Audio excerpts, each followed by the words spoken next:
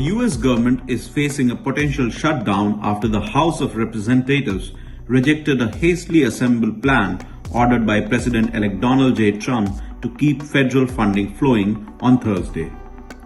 Dozens of Republicans defied Trump's demand to pair the spending plan with a 2-year suspension of the federal debt limit.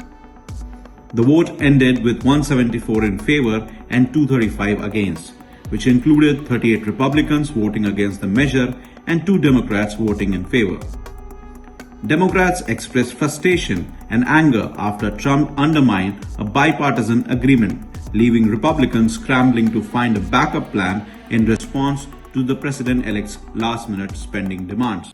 House Democrats, House Republicans, Senate Democrats, and Senate Republicans reached a bipartisan agreement to fund the government, prevent a shutdown, and meet the needs of the American people. House Republicans have abandoned that bipartisan agreement that we entered into in good faith. And then 1 or 2 puppet masters weigh in,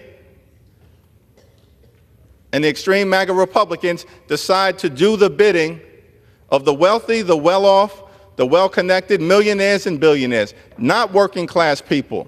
Because the provisions in this bill, particularly as it relates to suspending the debt ceiling for 2 years, are designed to bring about a massive tax cut, unpaid for wealthy donors and for wealthy corporations. This vote has sent Speaker Mike Johnson back to the drawing board ahead of the deadline on Friday night, with no clear path to keep the government open.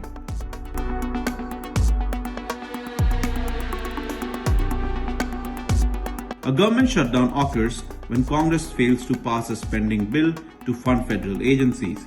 Without this funding, many government functions come to a halt. While essential services like air traffic control, border security, and Medicare continue to operate, they do so at a limited capacity. Federal employees deemed non-essential are furloughed, meaning they are sent home without pay.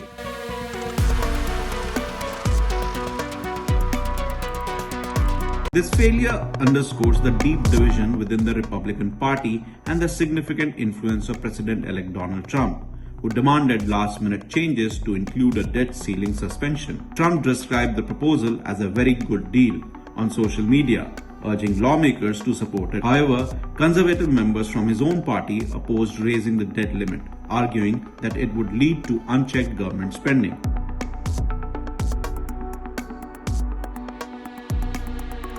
If the government shuts down, hundreds and thousands of federal workers will face furloughs. Essential employees such as the TSA agents and air traffic controllers would still work, but without immediate pay, potentially leading to airport delays. Ends meet. For the public, national parks and museums could close, and routine inspection of food factories and water treatment plants might be paused. Depending on the duration of the shutdown, low-income Americans relying on the food assistance programs such as food stamps or WIC could face disruptions in excess.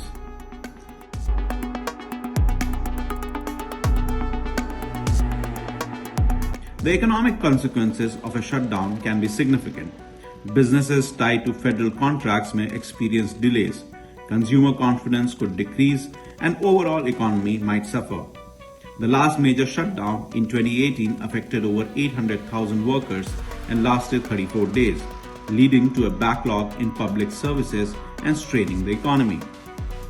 With the deadline approaching for another possible shutdown, Speaker Mike Johnson and lawmakers are starting negotiations from scratch. However, the way forward remains uncertain, with ongoing divisions within the Congress and Trump's influence over the GOP. The stakes are high, not only for the lawmakers, but also for millions of Americans who depend on federal programs and services.